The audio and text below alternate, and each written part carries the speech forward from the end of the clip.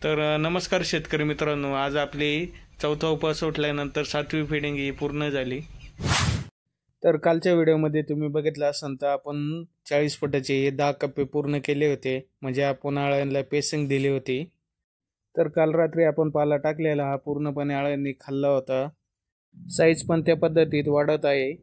त्यानंतर शेतामध्ये आल्यानंतर आपला 1 एकर पाला हा अळ्यांनी पूर्णपणे खाल्ला होता।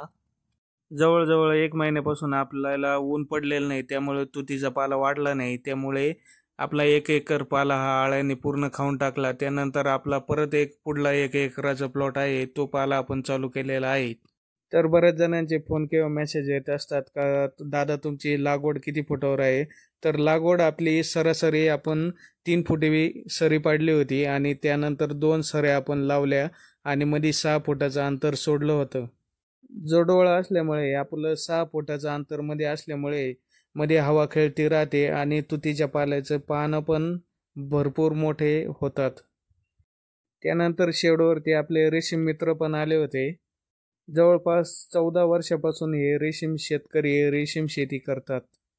काही अनुभव त्यांचे पण त्यांनी सांगितले आणि माझे पण मी त्यांना सांगितले।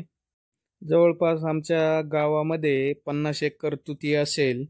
तर कोणाला काही प्रॉब्लेम आला तर आम्ही एकमेकांच्या मदतीने तो प्रॉब्लेम सॉल्व्ह करतो।